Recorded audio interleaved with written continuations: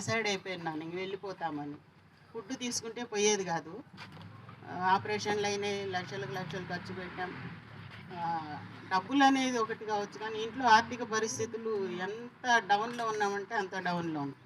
మా వాళ్ళందరూ బాగున్నోళ్ళే, లక్షల్లో జీతాలు తీసేవాళ్ళు, అమ్మ నాన్నతో సహా.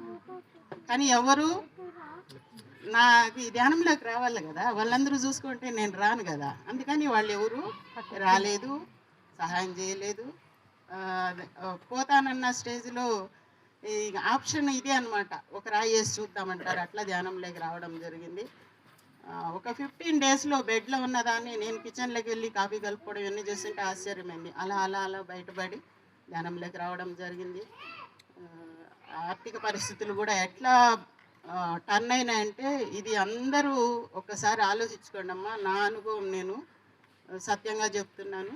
ఒకరోజు చిత్తూరు సెంటర్లో సార్ వాళ్ళు పరుగులు ఎత్తాయి. ఇప్పుడు సార్ వాళ్ళు ఎట్లా పరుగులు ఎత్తి మనకు సర్వీస్ చేస్తున్నారో అట్లా వాళ్ళు చేస్తుంటే నాకు అనిపించింది, అరే ఇంత చేస్తున్నారు, మన దగ్గర కాస్త దానమన్నా ఉంటే మనము షేర్ చేసుకుంటే ఇంకా బాగా జరిగేది కదా ఈ ప్రోగ్రాము.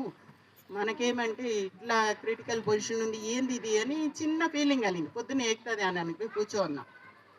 టక్కని నాకు నా ఇన్నర్ నుంచి కొట్టినట్టు సమాధానం వచ్చింది. ఏమనంటే, ₹1 పెట్టలేవా నువ్వు, రోజుకు ₹1 ధ్యానానికని షేర్ చేయలేవా, 30 రోజులకు ₹30 చేయొచ్చులే అనుకున్నాను. మళ్ళీ సెంటర్కి వెళ్ళి అయ్యో నింగే హుండీలో ₹30 ఒక నెలకు, ఒక రోజు మర్చిపోతాం అనుకో, కష్టం కదా.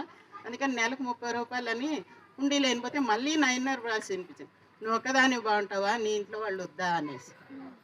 నలుగురు ఉన్నాం, పాప బాబు నేను మా ఆయన. మళ్ళీ ఆ ₹30 వేయకుండా వెనక్కి వచ్చేసాను. నెక్స్ట్ డే మార్నింగ్ వెళ్ళినప్పుడు ₹120 ముందుగానే హుండీలో వేసాను. చెప్పాలంటే మేడం, ఒక నెలంతా ఎంత కష్టం చేస్తే కూడా ఆ మధ్యలో వాళ్ళు తినేసి కాలేజీలో వర్క్ చేసేవాళ్ళు మా సారు, నాకేమో హెల్త్ ప్రాబ్లం, ఇంట్లో ఉండేదాన్ని. ఆ జీతం ఇచ్చేవాళ్ళు కాదు. అసలు వాళ్ళకి మనసు ఎలా వచ్చింది, ఈ నెల కష్టము ఇవ్వకుండా ఇట్లా. కానీ దాన్ని వదిలేద్దామంటే ఇంకొక జాబ్ ఏది లేదు, ప్రైవేట్ జాబ్, ఏం చేయాలి అట్లా ఉన్నింది.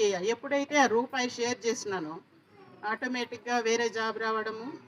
1వ తారీఖు అంటే 1వ తారీఖు చిన్న జీతం కావచ్చు, ఒక 5,000 కావచ్చు, 10,000 కవర్ చేతికి రావడం జరిగింది. తర్వాత ఎప్పుడైతే నేను షేర్ చేస్తూ వచ్చానో, నాకు సెంటర్లో అందరూ 2,000, ₹1,000 అట్టు ఇస్తుంటే నాకు పెద్ద డ్రీమ్ అనమాట. 1 lakh ఇచ్చినంత ఆనందం, వాళ్ళు 1 lakh ఇచ్చినంత ఫీలింగ్ అనమాట నా లోపల. మనం ఏమి ఇవ్వలేమే, వీళ్ళు 2,000 ఇస్తున్నారు, ఎంత గ్రేట్ కదా అనుకున్నాను.